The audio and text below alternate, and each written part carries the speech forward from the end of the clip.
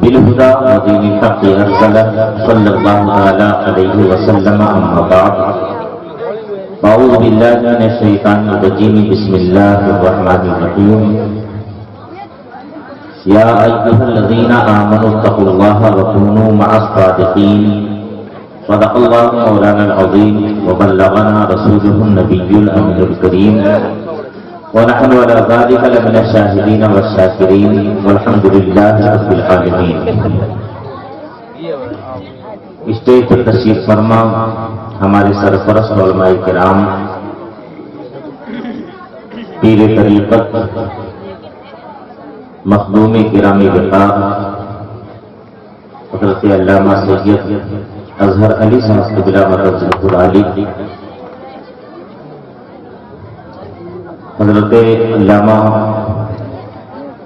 احمد اکبری صاحب قبلہ، دیگر علماء کرام، شورائے اعظام، سادات اعظام، برادران ملت اسلامیہ، قابلیت بزرگوں، نوجوان دوستوں، عزیز بچوں، السلام علیکم ورحمۃ اللہ تعالی وبرکاتہ. وعلیکم السلام ورحمۃ اللہ تعالی وبرکاتہ. آئیے ہم آپ سب مل کر انتہائی ادب و احترام کے ساتھ اپنے و ساری کائنات کے مرکز عقیدت عقائد جہاں حضور رحمت عالم نور مجسم جناب احمد مصطفیٰ محمد عربی روحی فدا صلی اللہ تعالی علیہ وسلم کی بارگاہ اقدس میں درود پاک پڑھنے کی سعادتیں حاصل کرنے. پڑھیں بلند آواز سے اللہم صلی علی سیدنا مولانا محمد وعلی آل سیدنا مولانا محمد وبارک وسلم. صلاۃ و سلام علیک یا رسول اللہ، صلاۃ و سلام علیک یا حبیب اللہ صلی اللہ تعالی علیہ وسلم. حضرات، آج کا یہ مقدس اور نورانی اجلاس آپ حضرات نے اس لیے منعقد کیا ہے تاکہ ہم سب مل کر پیران پیر سیدنا حضور غوث اعظم دستگیر رضی اللہ تعالی عنہ کی بارگاہ میں نذرانِ عقیدت و محبت پیش کرنے کی سعادت حاصل کر سکیں.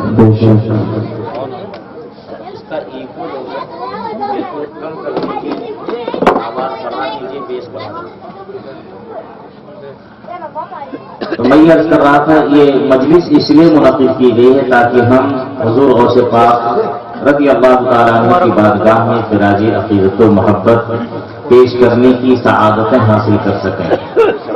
اور میرا اپنا خیال یہ ہے کہ سال میں یہ محفل ہم لوگ منعقد کرتے ہیں. آپ کے اس گاؤں کے لوگ سال میں ایک بار غوث پاک رضی اللہ تعالیٰ عنہ کی یاد تازہ کرنے کے لیے ان کی بارگاہ میں خراج محبت پیش کرنے کے لیے اس طرح اس محفل کو منعقد کر کے ان کی بارگاہ میں حد اعتبار حاصل کرنے کی کوشش کرتے ہیں. اور اس طرح کی محفلیں منعقد کرنے کا جو مقصد ہمارے اسلاف نے ہمیں عطا فرمایا ہے، اس مقصد کو بھی ہمیں اپنے نظروں کے سامنے رکھنا ہے. بہت ہی سادہ لب و لہجے میں اور آسان بھاشا، آسان لفظوں میں انشاءاللہ میں کچھ باتیں کرنے کی کوشش کروں گا تاکہ ہم بھی اس سے فائدہ حاصل کر سکیں اور آپ بھی اس سے فائدہ حاصل کر سکیں. اگر سلاست اور بغیر رکے ہوئے روانی کے ساتھ مسلسل اگر میں بولتا چلا گیا اور بات آپ کی سمجھ میں نہ آئی تو میرے آنے کا کوئی مطلب نہیں ہوگا. سمجھ کر کے باتیں ہمیں سماعت کرنی ہے اور کوشش یہ کرنا ہے کہ ہم جن باتوں کو سنیں اسے اپنے دماغ کے اندر محفوظ رکھ سکیں اور اس پر ہم عمل کرنے کی کوشش کریں. اس لیے کہ آج کا ماحول پوری دنیا میں کلمہ گویان کے لیے، کلمہ پڑھنے والوں کے لیے بہت ہی زیادہ آزمائش اور ابتلاء کا ماحول ہے. اب وہ زمانہ گیا جس زمانے میں ہم جیسی مرضی ہوتی تھی اس طرح سے اپنی مرضی کے مطابق جی لیتے تھے. اب تو ہمیں پھونک پھونک کر قدم رکھنا ہوگا. ہمیں پھر سے اپنی نشاط ثانیہ کو ترتیب دینا ہوگا. آنے والی نسلوں کو دنیاوی تعلیم کے ساتھ ساتھ ہمیں دین کے تعلیم سے بھی آراستہ کرنا ہوگا انہیں اور سنوارنا ہوگا. اس لیے کہ موجودہ زمانہ یہ الحاد اور بے دینی کا زمانہ ہے. پہلے تو ایسا ہوتا تھا کہ ہمارے گھر میں اگر کوئی پڑھا ہوا نہیں رہتا، دین کی تعلیم اگر کسی نے حاصل نہیں کی ہوتی، تب بھی وہ مضبوط رہتا تھا کہ ہمارے باپ دادا کلمہ پڑھتے تھے، ہم بھی کلمہ پڑھتے رہیں گے. ہمارے باپ دادا نیاز فاتحہ کرتے تھے، ہم کریں گے. ہمارے باپ دادا اسلام کو مانتے تھے، ہم بھی اسلام سے اپنا رخ کبھی نہیں موڑیں گے. ہوتا تھا. مگر اب باپ دادا کی اتباع اور پیروی کا خول اتر چکا ہے. آج کا نوجوان کالج میں جا رہا ہے، آج کا نوجوان، آج کا بچہ ہماری مرضی سے، ہمارے کہنے پر، ہمارے داخلہ کروانے پر وہ اسکول میں جا رہا ہے. ہمارا بچہ کالج سے نکل کر یونیورسٹی میں جا کر کے تعلیم حاصل کرتا ہے. آپ ذرا یونیورسٹیوں میں پڑھنے والے بچوں سے معلوم کریں، کالجوں میں پڑھنے والے اپنے نوجوانوں سے پتہ کریں کہ وہاں قدم قدم پر کس طرح کے چیلنجز کا سامنا انہیں کرنا پڑتا ہے. وہاں قدم قدم پر کس طرح سے انہیں بہکایا جاتا ہے، کبھی سائنس کے نام پر، کبھی ٹیکنالوجی کے نام پر، اور کبھی دنیاوی تعلیم اور اعلیٰ تعلیم کے نام پر، کبھی علم جدید کے نام پر انہیں اسلام سے برگشتہ کرنے کی کوشش کی جاتی ہے. اسلامی نظریات اور اسلامی قوانین کے بارے میں ہمارے بچوں کے ذہن کے اندر شک اور شبہ ڈالا جاتا ہے.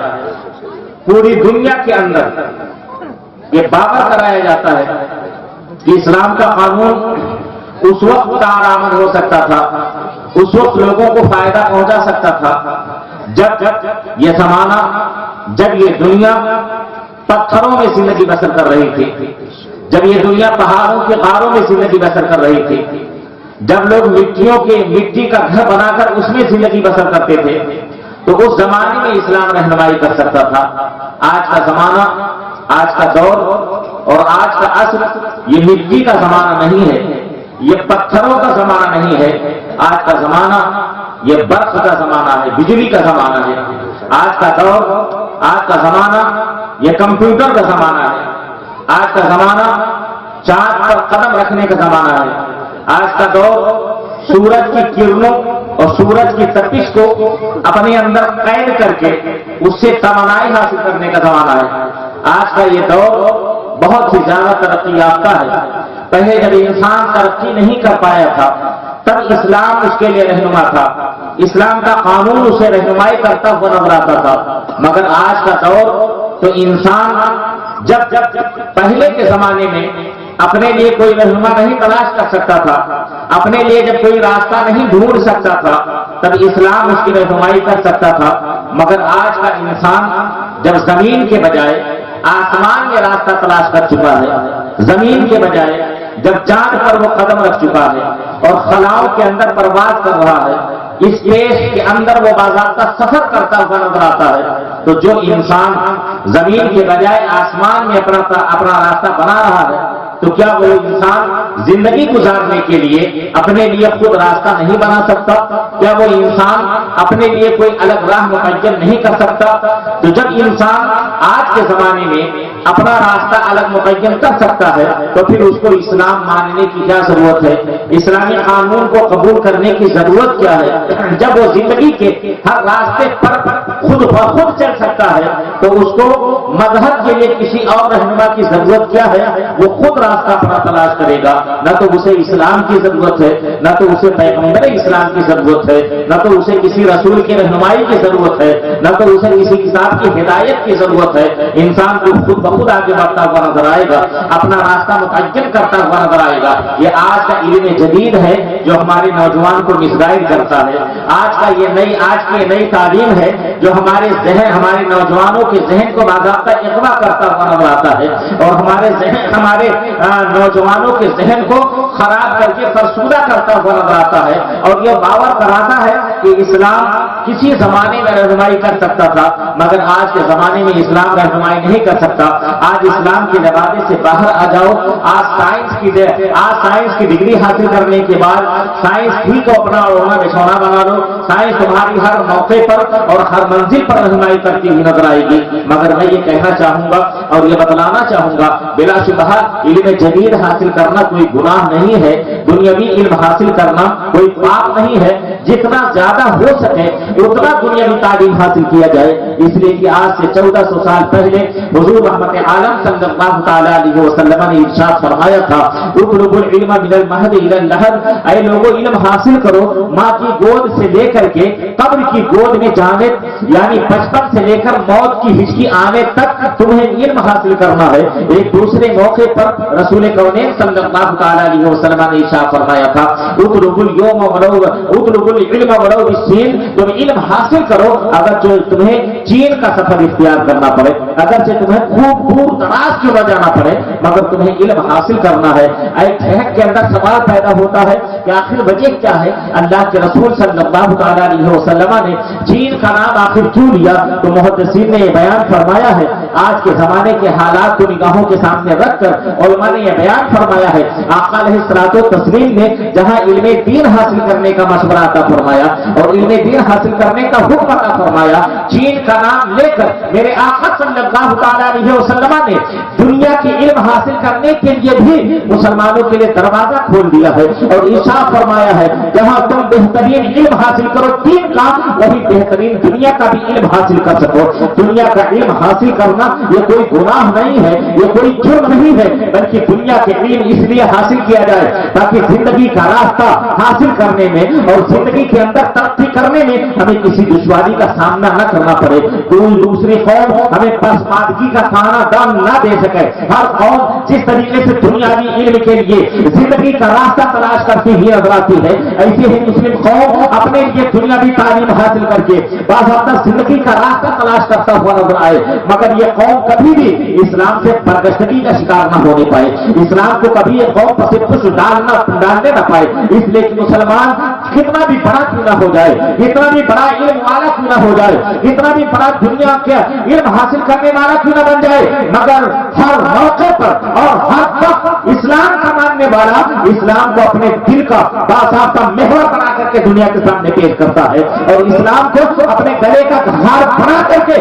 دنیا کے سامنے اپنی پہچان کرانا نظر آتا ہے، اس لیے کہ یہ وہ جانتا ہے اور مسلمان کو اچھی طرح سے معلوم ہے، آج دنیا کے اندر جتنا بھی علم ہے اور جتنی بھی علم کی شاخیں ہیں، چاہے وہ سائنس کا کوئی بھی شعبہ ہو، اگر وہ اس کو باضابطہ کھاد ملی ہے، اگر وہ علم، اگر وہ سائنس اگر دنیا کے سامنے آج روشناس ہوئی ہے تو اسلام کا یہ صدقہ ہے، یہ اسلام کی دین ہے، یہ اسلام کا احسان ہے، ہمارے نبی حضور رحمت عالم صلی اللہ علیہ وسلم کا احسان ہے۔ آج دنیا جو علم سائنس میں آگے بڑھ رہی ہے، ٹیکنالوجی میں دنیا آگے بڑھ رہی ہے، میں بہت آہستگی کے ساتھ بتانا چاہوں گا اور آپ کا ذہن اسلامی مبزور کروانا چاہوں گا۔ تاریخ اگر آپ نے پڑھی ہوگی، اگر آپ نے اتہاس کا جائزہ لیا ہوگا، اگر آپ نے ہسٹری کا جائزہ لیا ہوگا، میں ان بچوں سے اور ان جوانوں سے مخاطب ہونا چاہوں گا اس سلسلے میں جو دنیاوی علم حاصل کرتے ہیں اور ٹیکنالوجی اور سائنس کے راستے میں کالجوں میں یونیورسٹیوں میں پڑھتے ہوئے نظر آتے ہیں، انہیں اچھی طرح سے معلوم ہے جب دنیا کے اندر، یورپ ممالک کے اندر، یعنی مغربی ملکوں کے اندر جب سائنس کی بنیاد ڈالی جانے لگی، جب سائنس کو باضابطہ علم کے نام پر دنیا کے سامنے روشناس کروایا گیا، تو جانتے ہو کلیسا کے لوگوں نے اس کا انکار کیا تھا، یعنی پادریوں نے اس کا انکار کیا تھا۔ کیا ہمیں معلوم نہیں ہے گلیلیو کو سرے عام پھانسی دی گئی تھی؟ اس کے علاوہ جس نے اسپیس کے حوالے سے دنیا کے سامنے اپنا ایک نظریہ پیش کیا تھا، اس کو زندہ جلا دیا گیا تھا۔ آئنسٹائن کو باضابطہ جیل کی سزا دی جاتی ہے، ڈارون کو باضابطہ زندہ جلا دیا جاتا ہے، یعنی مذہب کا نام لے کر کے سائنس کو لوگوں نے ٹھکرا دیا تھا، سائنس کو قبول کرنے سے مذہب نے یعنی عیسائیت کا انکار کر دیا تھا۔ اب سائنس جائے تو کہاں جائے، یہ نئی ٹیکنالوجی کے لوگ جائے تو کہاں جائے، फिर आखिर इसको सहारा देने के लिए, इस इल्म को दाने उलूम तक पहुंचाने के लिए सबसे पहले इस्लाम के मानने वालों ने इसे सहारा दिया था। और कुरान मुक़द्दस में रहनुमाई फरमाई थी और ऐलान फरमाया था कुरान पाक में कि ऐ लोगों, अगर तुम इल्म हासिल करना चाहते हो तो खलाओं का भी इल्म हासिल करो, जमीन का भी इल्म हासिल करो, आसमान का भी इल्म हासिल करो, फल्कियात का भी इल्म हासिल करो, सितारों का भी इल्म हासिल करो, चारों सूरज का भी इल्म हासिल करते हुए रहो। और आज से 1400 साल पहले इल्म हासिल करने की बात फरमाई थी और पूरी दुनिया के जमीनों, आसमानों और समंदरों को जायजा लेने और उस पर रिसर्च करने के बाद आपका हुक्म दिया था। वो कुरान मुक़द्दस जो आज से पहले सिर्फ इंसान की रहनुमाई के लिए आया था, इंसान को खुदा की बारगाह तक पहुंचाने के लिए आया था, इल्म जदीद की बात करता हुआ नजर आता है, साइंस की गुफ्तगू करता हुआ नजर आता है। इस्लाम ने उन तमाम साइंस के अंदर रिसर्च करने वालों को अपने दामन के अंदर पनाह दी है, कुरान मुक़द्दस ने अपने दामन के अंदर पनाह दिया है। मगर आज जब कुरान से और इस्लाम से इसने इस इल्म जदीद का रिश्ता जैसे जैसे दूर होता चला गया, जब तक इस्लाम से इल्म जदीद का रिश्ता कायम रहा, जब तक इस्लाम से साइंस का रिश्ता कायम रहा। अगर आप तारीख पढ़ते होंगे तो आपको पता चलेगा कि इस्लामी साइंसदानों ने, मुस्लिम साइंसदानों ने क्या कुछ नहीं किया था। आज के 1000 साल पहले जब पूरा यूरोप गुमराही के अंदर पड़ा हुआ था, जहालत के अंदर पड़ा हुआ था, ऐसे माहौल में मेडिकल साइंस की बुनियाद रखने वाला मुसलमान है। ऐसे जमाने में फल्कियात यानी आसमानों के रिसर्च की बात करने वाला सबसे पहला मुसलमान है। आपकी इत्तला के लिए मैं बता दूं, आज इतने बड़े बड़े माहिरीन मुस्लिम साइंसदानों में गुजरे थे उस जमाने में। हमारी स्पेन जब हमारा था, अंदलुस जब हमारा था, वहां के कॉलेजों, वहां की यूनिवर्सिटियों में इतने बड़े बड़े माहिर और मुस्लिम साइंसदान थे कि आप सुनेंगे तो हैरत करेंगे। गर्नाता का एक मुस्लिम साइंसदान जिसका नाम अबू इसहाक था, उसने अपने जमाने में एक मसनूई चांद बनाया था, यानी एक बनावटी चांद बनाया था। अभी चीन दावा कर रहा है, अभी चाइना इस बात का ऐलान कर रहा है कि आने वाले जमाने में हम एक नया सूरज दुनिया के सामने पेश करेंगे, हम एक नया आफताब दुनिया के सामने पेश करेंगे और ये सूरज वैसा ही चमकेगा जैसे आसमान का सूरज चमकता हुआ नजर आता है। ये आज का चाइना है जो दावा कर रहा है, आज की मुस्लिम, आज की साइंस की दुनिया है ये दावा करती हुई नजर आती है। मगर आज से 1000 साल पहले गर्नाता के एक मुस्लिम साइंसदान अबू इसहाक ने दुनिया के सामने अपने हाथों से एक नया चांद बना करके पेश कर दिया था। और जानते हो ऑटोमेटिक वो काम करता हुआ नजर आता था। गर्नाता के एक कुएं से निकलता था, जैसे ही सूरज डूब जाता था, जैसे ही सूरज गुरूब होता था, वो चांद गर्नाता के एक कुएं से निकलता था और निकलने के बाद गर्नाता के उफक पर वो बासाख्ता रोशन रहता था। और जैसे ही सुबह के वक्त, जैसे ही सुबह का सफेदा नमदार होता था, वो चांद दोबारा उसी कुएं के अंदर जाकर के डूब जाता था। न कोई बटन दबाने की जरूरत थी, न तो और कहीं कोई मशीन चलाने की जरूरत थी। ऑटोमेटिक ऐसा कारनामा उसने अंजाम दे दिया था कि वो चांद खुद ब खुद निकलता था और खुद ब खुद डूबता हुआ नजर आता था। आज से 1000 साल पहले जब यूरोप जहालत के अंदर डूबा हुआ था, जब पूरा यूरोप बाकायदा उनको उनका हाथ दिया था, आगे दस्त लेने का तरीका उनको नहीं मालूम था। ऐसे दौर में मुसलमान साइंसदानों ने दुनिया के सामने अपनी थ्योरी पेश फरमाया था, अपना नजरिया दुनिया के सामने पेश फरमाया था। सबसे पहले मेडिकल साइंस की बुनियाद रखने वाला बाकायदा मुस्लिम साइंसदान है। दुनिया के अंदर सबसे पहले ऑपरेशन करने वाला, दुनिया का सबसे बड़ा सर्जन, दुनिया का सबसे बड़ा ऑपरेशन करने वाला अबुल कासिम ज़हरावी है, जिसने सबसे पहले दुनिया के अंदर ऑपरेशन का नजरिया कायम किया था। आज भी उसकी किताब जिसका नाम अल किताब है, उसकी तकरीबन 16 जिल्दें थी। उसका तर्जमा बाकायदा पहले लातीनी जबान में किया गया, उसके बाद उसका तर्जमा जर्मनी जबान में किया गया, फिर उस किताब का तर्जमा इंग्लिश जबान में किया गया। आज भी दुनिया की बड़ी बड़ी मस्जिदों में उस मुसन्निफ का नाम हटा करके अपना नाम डाल करके आज भी मेडिकल साइंस की बुनियादी किताब बनी हुई है, अबुल कासिम ज़हरावी की लिखी हुई किताब, जिसमें ऑपरेशन के हवाले से, सर्जरी के हवाले से दुनिया के सामने सबसे पहला नजरिया पेश किया था। उसके बनाए हुए जो आलात है, यानी सर्जरी करने में जो कैंची की जरूरत पड़ती है, जिस चिमटी की जरूरत पड़ती है, जिस सुई की जरूरत पड़ती है, जिससे टांका लगाया जाता, बाकायदा उसकी तस्वीर उसने बनाई थी उस किताब के अंदर और दुनिया के सामने पेश कर दिया था। 15-16 जिल्दों में मुश्तमिल, जिल्दों पर मुश्तमिल उस किताब को उसने लिखा था, कई हजार सफहात पर मुश्तमिल वो किताब थी, उसने लिखा था। और स्पेन के सबसे बड़ी लाइब्रेरी के अंदर वो किताब मौजूद रही। मगर उसके बाद सन 1491 में 1491 में जब वहां से मुसलमान भगाया जाता है, मुसलमान जब वहां से बेदखल किया जाता है, तो मुसलमानों का घर जला दिया जाता है, मुसलमानों की दुकानें जला दी जाती है, मुसलमानों को बिल्कुल नेस्तनाबूद कर दिया जाता है। मगर कर्नाटक की सबसे बड़ी लाइब्रेरी को महफूज कर दिया जाता है। उसमें हमारे मुस्लिम साइंसदानों की जो किताबें थी उन तमाम किताबों को बाकी रखा जाता है, उसका तर्जमा करवाया जाता है इंग्लिश जबान में, तर्जमा जर्मनी जबान में, लैटिनी जबान में, और दूसरी जो उन लोगों की अपनी जबानें थी उन तमाम जबानों में हमारे मुस्लिम साइंसदानों की लिखी हुई किताबों का बाजार तक तर्जमा करवाया जाता है। और उसके बाद उन्हीं किताबों की बुनियाद पर यूरोप के अंदर यूनिवर्सिटियां कायम की जाती है और वही किताबें दाखिले निसाब की जाती है। उसके बाद ये यूरोप आगे बढ़ता हुआ नजर आया और यूरोप साइंस के मैदान पर के अंदर कदम रखता है। और फिर जो कुछ भी आज है वो आज हमारे निगाहों के सामने है। आज जो कुछ भी हम देख रहे हैं वो नासा की कारस्तानियों का नतीजा देख रहे हैं। आज जो कुछ हम देख रहे हैं, तरक्कियां देख रहे हैं, वो अमेरिका के साइंसदानों की कारस्तानी हम देख रहे हैं और उनका एक कमाल हम देखते हुए नजर आते हैं। चाइना के साइंसदानों और जापान के साइंसदानों का कमाल हम देखते हुए नजर आते हैं। तो लेकिन बुनियाद डालने वाला कौन था? आप यकीनन कहेंगे बुनियाद डालने वाला और उसकी बुनियाद रखने वाला और कोई नहीं था बल्कि मुसलमान साइंसदान था जिसने साइंस की बाकायदा बुनियाद रखी थी। लेकिन जब इस साइंस और इस टेक्नोलॉजी का रिश्ता इस्लाम से अलग हट गया, जब तक इस्लाम से इसका रिश्ता बरकरार रहा, जब तक मुसलमानों से इसका रिश्ता बरकरार रहा, उस वक्त तक साइंस तो काम करती रही, टेक्नोलॉजी तो काम करती रही, मगर इंसानों को सलाह बहबूदी के लिए काम करती रही, इंसानों की रहनुमाई करती रही, नजराई इंसानों को बाज़ाब्ता इंसान बनाने के लिए साइंस काम करती रही। मुसलमान जब तक काम करता रहा, इंसानों को तरक्की देने के लिए काम करता रहा। मगर जब साइंस का रिश्ता इस्लाम से टूट गया, जब साइंस का रिश्ता मुसलमानों से टूट गया, तो साइंस तो बरकरार रही मगर साइंस को दरिंदा बना दिया गया, साइंस को हैवान बना दिया गया, साइंस को बाज़ाब्ता जानवर बना दिया गया। भला बताओ क्या कोई ऐसा कर सकता है? क्या कोई पढ़ा लिखा इंसान चोर हो सकता है? क्या पढ़ा लिखा इंसान कातिल हो सकता है? क्या पढ़ा लिखा इंसान पूरी आबादी को जहन्नम के दहाने के अंदर झोंक सकता है? आप कहोगे नहीं, पढ़ा लिखा चोरी कैसे कर सकता है,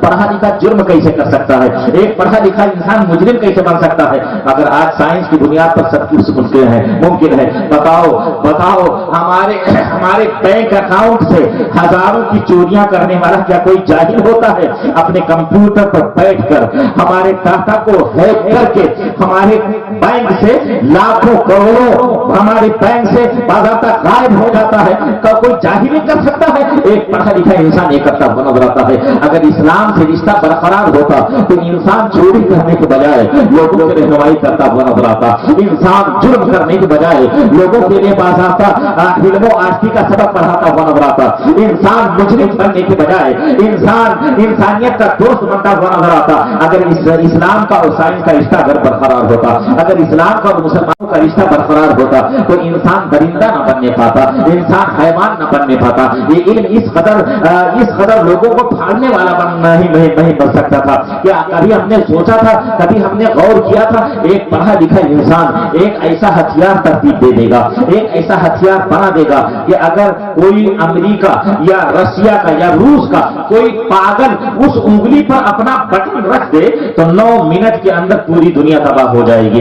स्टार वार से पढ़ा बताओ, क्या पूरी दुनिया डर रही है? नहीं डरी। पूरी दुनिया लफ्ज़ा बरंदाम है या नहीं है? हाइड्रोजन बम, एटम बम से क्या पूरी दुनिया खौफजदा नजर नहीं आ रही है? ये दुनिया का साइंसदान है, ये दूसरे इलाके या दूसरे मजहब का मानने वाला साइंसदान है या खुदा को ना मानने वाला साइंसदान है जो हथियार भी बनाता है तो ऐसा हथियार बनाता है कि आसमान पर जाकर के बमबारी करे और पूरी जमीन तहस नहस हो जाए। अगर इस्लाम का मानने वाला कोई कारनामा अंजाम देता, अगर इस्लाम का मानने वाला कोई साइंसदान होता तो आसमान से आग बरसाता हुआ नजर न आता, बल्कि आसमान से रहमतों के फूल बरसाता हुआ नजर आता। इसलिए कि इस्लाम रहमत की बात करता है, मुसलमान अमन आष्टी की बात करता हुआ नजर आता है, मुसलमान अमन आष्टी की बात करता हुआ नजर आता है, इल्म और मुरब्बत की बात करता हुआ नजर आता है। वो हमारा खजाना जो आज के 1000 साल पहले हमने खो दिया था, अपने बच्चों से कह करके उस खजाने को दोबारा हमें हासिल करना है। और हुजूर सैयदना गौसुल आज़म दस्तगीर रज़ियल्लाहु तआला अन्हु के साए के अंदर हमें आगे बढ़ते हुए नजर आना है और इल्म के मैदान में हमें आगे बढ़ करके उस जान जो हमारे असलाफ ने हमें अता फरमाया था, उस जान को दोबारा अपनी निगाहों के सामने रखना है। मगर इस्लाम का रिश्ता अपने जहनों के साथ मुंसलिक करके, अपने बच्चों के साथ मुंसलिक करके, हमारे बच्चों का हाथ, हमारे बच्चों का कदम कभी भी इस्लाम से मुनहरिफ न होने पाए, हमारे बच्चों का कदम कभी भी डगमगाहट का शिकार न होने पाए। क्या हमने देखा नहीं है आज पूरा माहौल हमारे खिलाफ होता चला जा रहा है, आज पूरी दुनिया हमारे खिलाफ होती चली जा रही है। हम तो एक छोटे से गांव में बैठ करके गौसे पाक के नाम का एक जलसा हमने मुनाजिर कर रखा है, इसलिए कि आज हम अपने दिल का सैयदी सरकार गौसे पाक की बारगाह में पेश करते हुए नजर आए। अरे गौसुल आज़म दस्तगीर अब तो बहुत ही सख्त वक्त पर आ पड़ा है तमाम उम्मत मुस्लिमा पर। अपनी बारगाह से कोई ऐसा सलाहुद्दीन हमें अता फरमा दे, अपनी बारगाह से कोई ऐसा तारिक इब्ने ज़ियाद और खालिद इब्ने वलीद और मूसा इब्ने नुसैर जैसा मुजाहिद हमें अता फरमा दे, जो हमारी रहनुमाई करता हुआ हमारी बस्तियों के अंदर आए, हमारी रहनुमाई करे, हमें अल्लाह का सच्चा बंदा बना दे और अल्लाह की बारगाह का दरियूज़ा करने बना दे।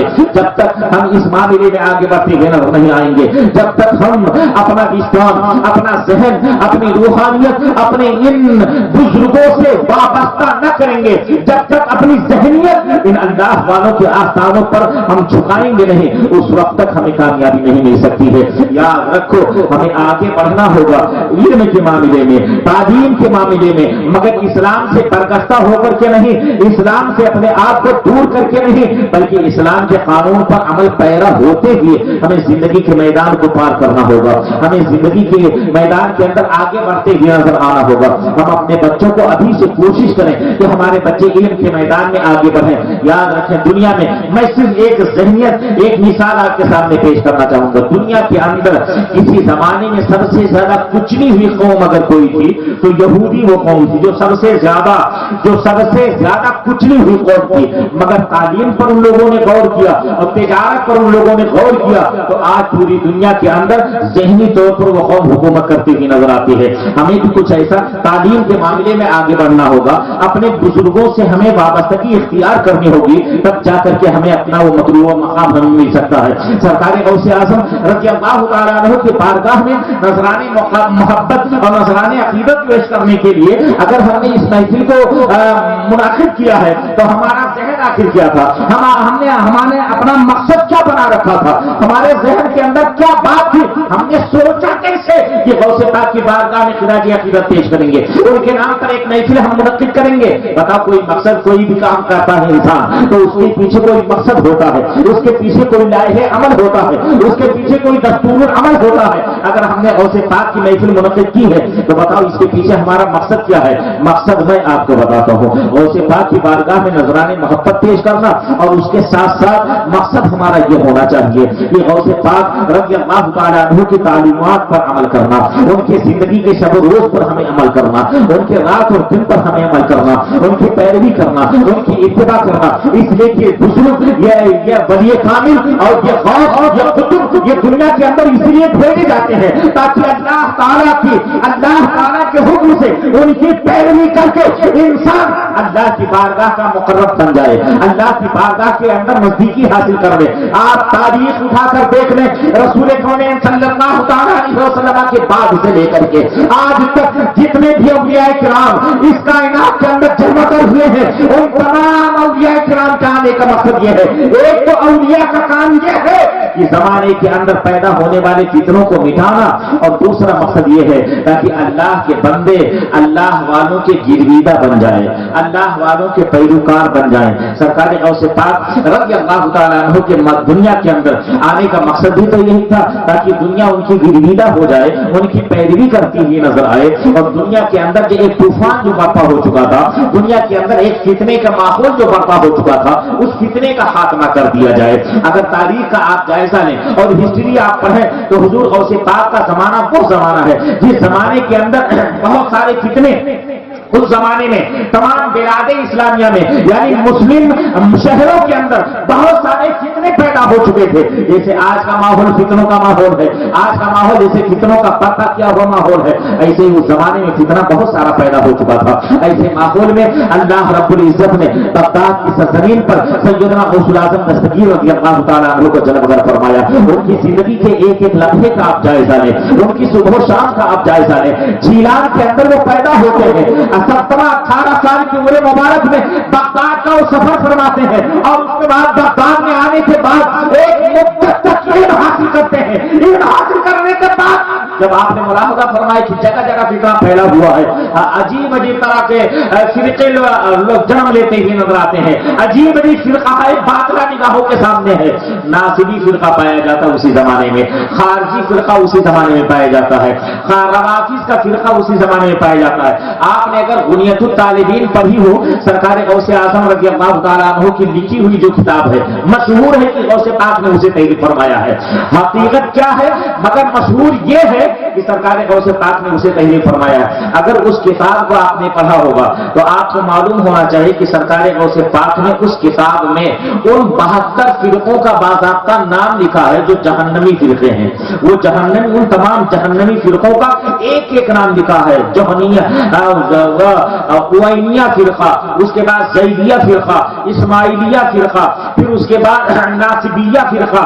नासिबिया फिरका के अंदर 12 फिरके पैदा होते हैं, खारजी फिरके के अंदर 13 फिरके पैदा होते हैं, रवाफिज के अंदर 14 फिरके पैदा होते हैं। इस तरीके से अलग अलग फितरे, अलग अलग फिरके जन्म लेते हैं और ये सब के सब जहन्नमी बनते हैं। ऐसे माहौल में सरकार गौसे पाक रज़ियल्लाहु तआला अन्हु ने इल्म जब मुकम्मल कर दिया तो उन्होंने अपने दिल के अंदर ख्याल किया चलो अपना ईमान बचाना चाहिए, अपने ईमान की हिफाजत जरूरी है। अब आबादी में अगर हम रहेंगे, आबादी में अगर मैं रहा तो कहीं ऐसा न हो कि मैं किसी गुमराही का शिकार हो जाऊं, इसलिए आबादी को छोड़कर अपने मौला को हमें राजी करना है। अब जंगलों में चलकर सारी जिंदगी नहीं बिताएंगे, इस इरादे से सरकार गौसे पाक बगदाद से बाहर निकलते हैं। और जैसे ही बगदाद के बाहर निकले, जैसे सुनसान इलाका पड़ता है, अचानक गैर से आवाज आती है, अब्दुल कादिर हमने तुम्हें गोशा नशीनी के लिए नहीं पैदा फरमाया है, ऐ शेख अब्दुल कादिर हमने तुम्हें जंगलों में रहने के लिए नहीं पैदा फरमाया है, हमने तुम्हें तो इसलिए पैदा फरमाया है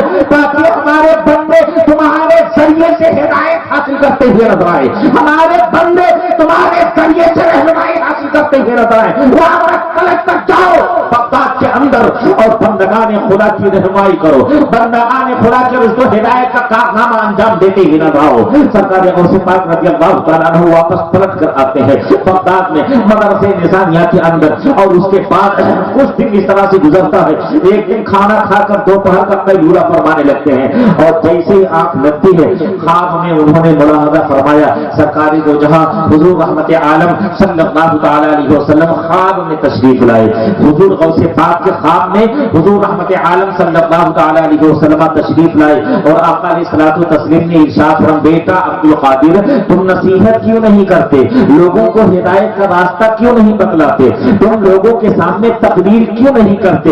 हजरत गौसे आज़म ख्वाब में अर्ज करते हैं या रसूलल्लाह मैं इन अरबों के सामने तकरीर भला कैसे कर सकता हूँ, ये लोग अरब हैं, अरबी जबान जानते हैं, मैं तो अजम का रहने वाला हूँ, अरबी तो मैं जानता हूँ मगर अरबों के सामने भला मैं कैसे गुफ्तगू कर सकता हूँ, अरबों के सामने भला मैं कैसे तकरीर कर सकता हूँ। तो सरकारी दो जहां हुजूर रहमत आलम सल्लल्लाहु तआला अलैहि वसल्लम ने अपना लुआबे दहन यानी अपना थूक मुबारक 7 मरतबा حضور غوث پاک کے منہ کے اندر ڈالا. ارشاد فرمائے بیٹا عبد القادر ذرا اپنا منہ تو کھولو. سرکار غوث پاک نے اپنا منہ کھولا تو آقا علیہ الصلوۃ والتسلیم نے اپنا لعاب دہن 7 مرتبہ منہ کے اندر ڈالا.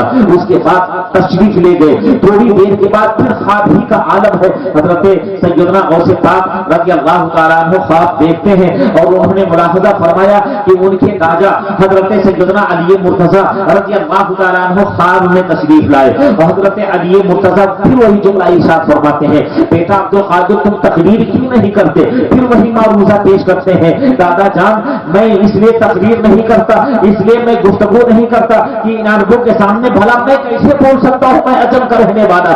تو حضرت سیدنا علی مرتضیٰ رضی اللہ تعالیٰ عنہ نے ارشاد فرمایا بیٹا عبد القادر ذرا اپنا منہ تو کھولو. سرکار غوث پاک نے اپنا منہ جب کھولا تو حضرت سیدنا علی مرتضیٰ نے اپنا لعاب دہن 6 مرتبہ ان کے منہ کے اندر ڈالا.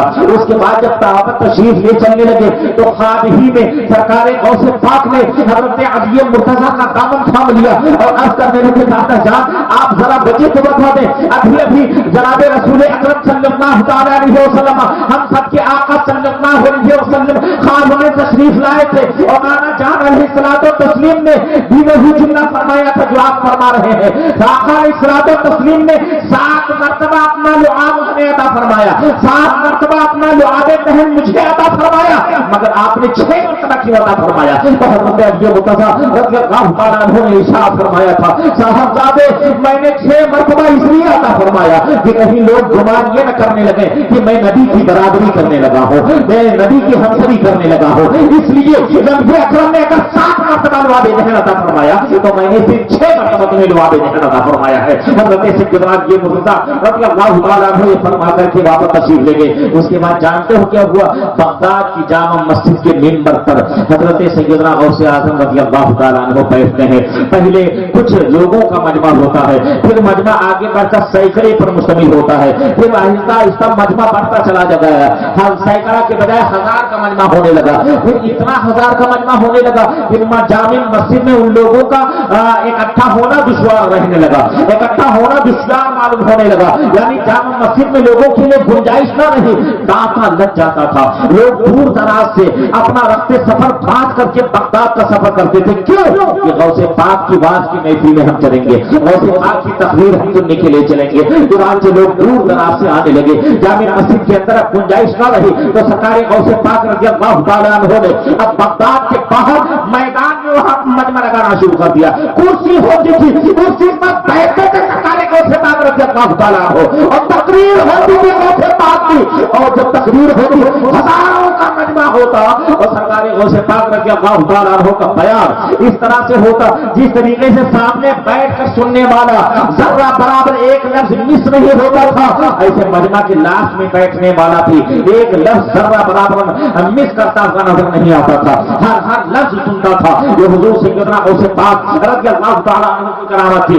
40,000 کا مجمع, 50,000 کا مجمع, 60,000, 70,000, 80,000 کا مجمع ہوتا تھا. اور حضور غوث پاک رضی اللہ تعالیٰ عنہ ان کے درمیان تقریر کرتے ہوئے نظر آتے تھے. اور جانتے کوئی علم والی تقریر نہیں ہوتی تھی, کوئی فلسفہ یا منطق والی تقریر نہیں ہوتی تھی, کوئی علم کلام والی تقریر نہیں. سادہ لفظوں میں سرکار غوث پاک بیان کرتے چلے جاتے اور پھر اس مجمع کے اندر سینکڑوں لوگ توبہ کرتے ہوئے نظر آتے, درجنوں اسلام قبول کرتے. اور نہ جانے کتنے بندگان خدا جو اہل دل وہاں اس مجمع کے اندر بیٹھے ہوتے تھے. کبھی وجہ تاری ہو جاتا تھا, کبھی حال تاری ہو جاتا تھا. اور وہ اللہ کے بندے غوث اعظم رضی اللہ تعالیٰ عنہ کی تقریر پر وجدان کے اندر مبتلا ہو جاتے, اپنا گریبان پھاڑ دیتے تھے. اور کبھی کبھی ایسا ہو جاتا تھا کہ روح کا نعرہ لگاتے تھے اور ان کی روح قبض اسی سے پرواز کر جایا کرتی تھی. غوث پاک کے مجمع میں سے 1-2 لاشیں کبھی کبھی باہر نکلتی تھی. ان کا باضابطہ وہاں جنازے کی نماز پڑھی جاتی تھی اور اس کے بعد انہیں سپرد خاک کیا جاتا تھا. یہ ان کی تقدیر کا اثر تھا. اور یہ وہ زمانہ تھا جس زمانے کے اندر المختصی لامر اللہ بادشاہ تھا اس زمانے کا, خلیفہ عباسی تھا اس زمانے کا, بغداد کا فرمانروا تھا اس زمانے کا. یہ وہ زمانہ تھا جس زمانے کے اندر بغداد میں طرح طرح کے فتنے پھیلے ہوئے تھے. ہر طرح کا فرقہ اس زمانے کے के अंदर फैला हुआ था। मुअतज़िला फिरका उसी जमाने में पाया जाता है, खारजिया फिरका उसी जमाने में पाया जाता है, नासिबिया फिरका उसी जमाने में पाया जाता है, उसके अलावा सईदिया फिरका उसी जमाने में पाया जाता है, दाऊदिया फिरका उसी जमाने में पाया जाता है, इस्माइलिया फिरका उसी जमाने में पाया जाता है। ये तमाम फिरका है बातिला है जो सब के सब उस जमाने के अंदर फैले हुए हैं। और बगदाद का हाल यह है कि रोजाना कहीं ना कहीं मुनाजरा होता था, एक फिरका वाला दूसरे फिरके वाले को चैलेंज करता और मुनाजरा होता था दरियाए दजला के किनारे। सुबह से लेकर शाम तक दोनों फरीक मुनाजरा करता, उलमा मुनाजरा करते और शाम को जब कोई फैसला ना हो नहीं पाता, जब कोई फैसला नहीं हो सकता था तो दोनों फिरके के लोग खुशी खुशी अपने घर चले आते थे और ये कहते थे मुनाजरा तो हमने जीता, मुनाजरा तो हमने जीता, मुनाजरा तो हमने जीता।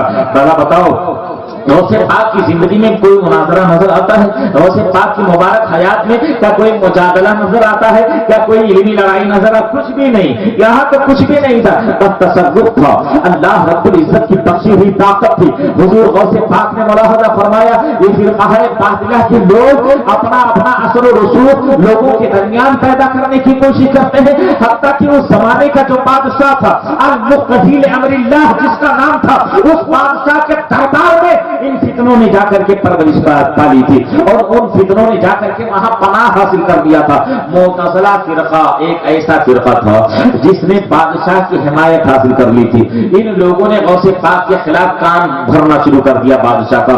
ऐ बादशाह, एक नया बंदा जो अजम का रहने वाला है बगदाद में आ गया है, अभी उसकी तूती बोल रही है, अभी उसका शोहरा हो चुका है, जहां देखो वहां शेख अब्दुल कादिर का नाम है, जहां देखो वहां उसी का नाम लिया जा रहा है। हर मोहल्ले के नुक्कड़ पर, हर दुकान पर, हर शाहराह पर अगर किसी का नाम लिया जाता है तो शेख अब्दुल कादिर जिलानी का नाम लिया जाता है। अगर उसको पाबंद सलासिल न किया गया, अगर उसको अपना दरबारी न बना लिया गया, अगर उसके लिए आपने कुर्सी न पेश कर दी तो कहीं ऐसा न हो आने वाले जमाने में आपके खिलाफत के लिए वो खतरा बन जाए, कहीं ऐसा न हो आने वाले जमाने में आपके तख्तो ताज के लिए वो खतरा बन जाए। इसलिए बेहतर है कि उसको या तो बगदाद से आप निकाल दीजिए, अपने सल्तनत से या तो बाहर कर दीजिए और या तो उसको अपना दरबारी मौलवी बना दीजिए, अपने दरबार में कोई कुर्सी दे दीजिए। और याद रखें हर दौर में ऐसा होता रहा है, हर जमाने में ऐसा होता रहा। मौलवियों को खरीदा गया है और मौलवी बिकता भी रहा है, हर दौर में बिकता रहा है मौलवी,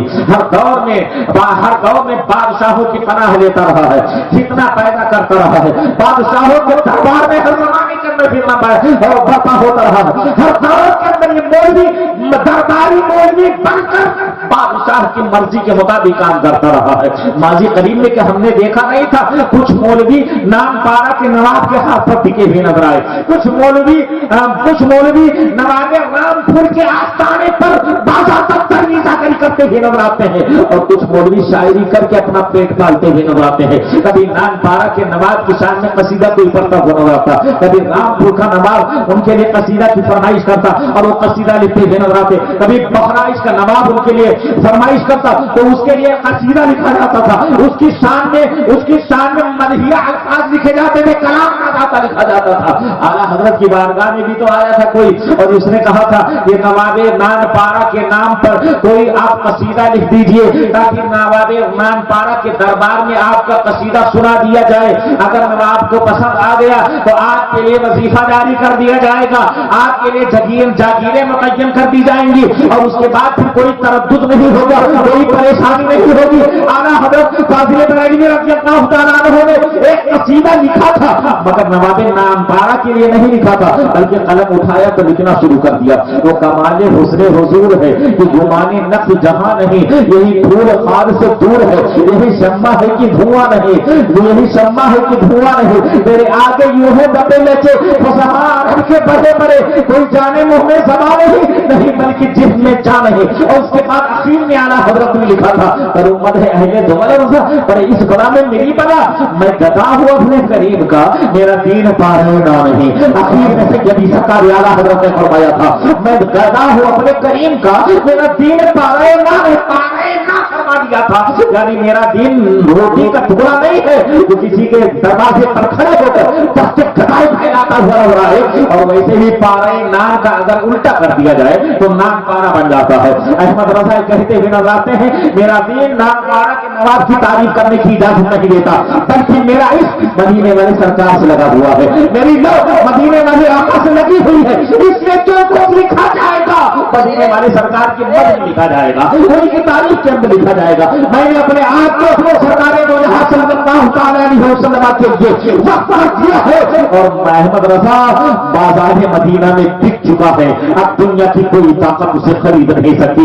मैं ये बता रहा था, मैं याद कर रहा था, हर जमाने में ऐसे लोग भी रहे हैं जो दरबारी बन करके बादशाहों की हिमायत करते हुए नजर आए। वैसे पाक के जमाने में उस बादशाह के दरबारी मौलवियों ने काम करना शुरू कर दिया था और ये कहा था, बादशाह मुअज्जम, अगर इस नए आने वाले को अगर लगाम न कसा गया, अगर शेख अब्दुल कादिर को अपना गुलाम न बनाया गया तो आने वाले जमाने में आपकी सल्तनत के लिए खतरा बन जाएगा।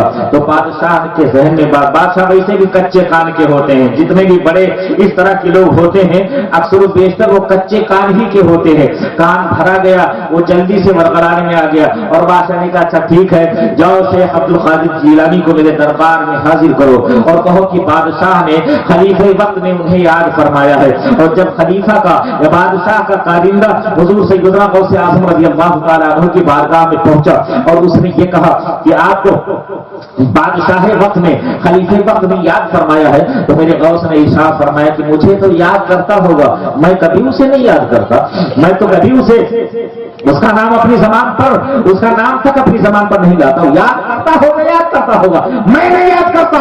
उसने कहा, अच्छा ठीक है, आप चलेंगे नहीं? गौस पाक ने फरमाया कि एक फकीर को एक बादशाह से भला क्या वास्ता हो सकता है, जाकर बादशाह से कह दो कि जिसको जरूरत होती है वो जाता है अपनी जरूरत पूरी करने के लिए, न कि कुआं प्यासे के पास जाए, प्यासा कुएं के पास आता है। अगर बादशाह को मेरी जरूरत है तो बादशाह खुद आए, मैं बादशाह के यहाँ नहीं जाऊंगा। कुरान से जाकर के कहा गया, बादशाह को गुस्सा तो बहुत आया, जलाल भरे लहजे में उसने कहा गिरफ्तार करवा लिया जाए अब्दुल कादिर को।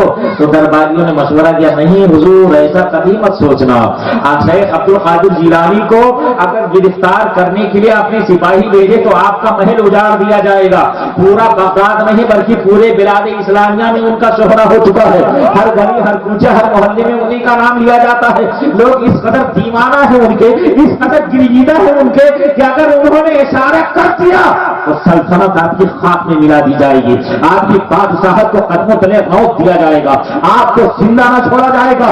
इसलिए बेहतर है आप खुद जाएं और खुशामद करें और उन्हें अपने दरबार में लेकर के आएं। बादशाह खुद तैयार होता है, अपने गुलामों के सरों पर अशरफियों की थैलियां भर करके